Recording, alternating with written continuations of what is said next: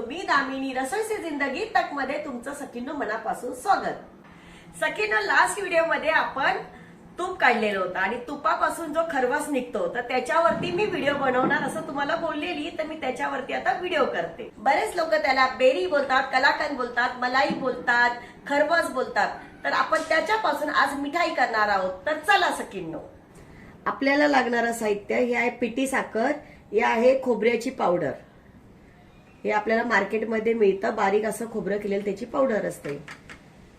हे आहे दूध, मिल्क पावडर, वेलची जायफळची पावडर आणि ह्याला बोलतात मलाई, किंवा आपण जे तूप केलेलं त्या तुपापासून जी निघालेली मलाई होती ती उरलेली मलाई आहे। आपण याचे चाळणीने पूर्ण गाळून घेतलेलं आहे आणि नुसतं सुक्क आहे बघा। तर आपण फेकून न देता ह्याचीच आपण आज मलाई हलवा किंवा मलाई बर्फी करणार आहोत। त्याला बेरी सुद्धा म्हटलं जातं आणि ड्रायफ्रूट आणि इसेन्स। तर आपण बनवायला घेऊया। आपण थोडंसं दूध घालून घेऊया त्याच्यामध्ये। दुधामध्ये आपण पिठी साखर घालणार आहोत थोडासा गोडवा येण्यासाठी। आपण पिठी साखर वितळून घेऊया त्याच्यामध्ये। मिल्क पावडर घालूया त्याच्यामध्ये। मिल्क पावडरने काय होतं, एक सुगंध छान येतो, टेस्ट छान येते।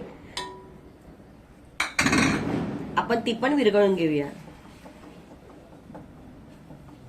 एक मलाई आल्यासारखं होतं मिल्क पावडरमुळे, छान आणि एकदम मस्त टेस्ट लागते त्याच्याने। आपल्याला मावा टाकायची गरज नाही लागत याच्यामध्ये। मग किती घट्ट आणि छान झालं। वेलची जायफळची पावडर, थोडासा आपण गॅस बारीक करून घेऊया कारण ही मस्त घट्ट झाले। त्याच्यामध्ये आपण थोडंसं इसेन्सचे 2-3 ड्रॉप्स टाकूया, त्याच्यामुळे मस्त फ्लेवर येतो त्याच्यात। आणि ही जी बेरी होती किंवा मलाई ती आपण त्याच्यामध्ये घालून मस्तपैकी मिक्स करूया।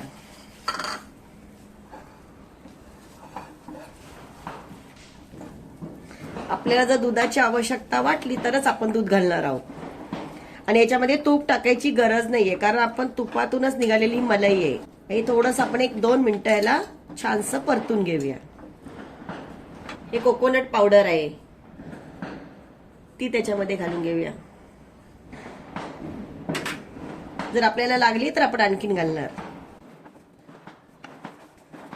छानसं असं मिक्स करूया। ही जशी खोबऱ्याची वडी लागते की नाही, छानशी नारळ वडी किंवा कलाकंद, तसं मस्त लागतं हे।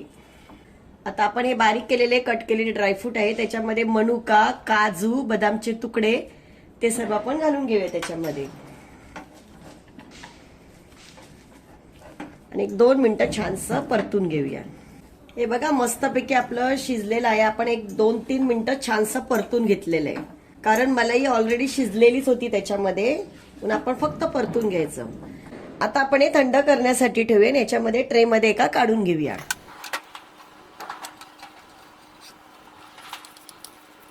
हे बघा सखींनो, मी पिस्ताचे काप केलेले आहेत। आपण आता ते त्याच्यावरती लावून घेऊया। तुमच्याकडे जर चांदीचा वर्क असेल तर तोही लावू शकता तुम्ही, तोही छान दिसतो आणि टेस्टी पण लागतो।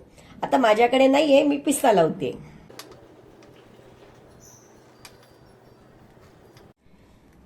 आपले पिस्ता लावून झालेले आहेत, ते पडू नये म्हणून आपण थोडंसं हे प्रेस करून घेऊया वाटीने।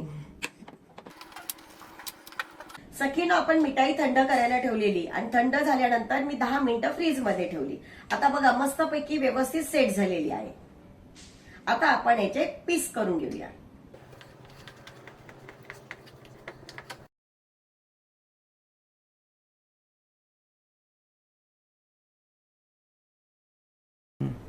सखींनो, आपली मलाई मिठाई तयार झालेली आहे। तर आपण आता माझ्या मिस्टरांना विचारूया कशी झाली ती।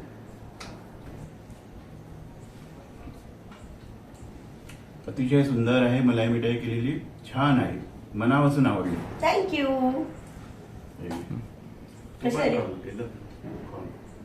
अतिशय सुंदर झालेली आहे। तुम्हीही करून बघा अशी।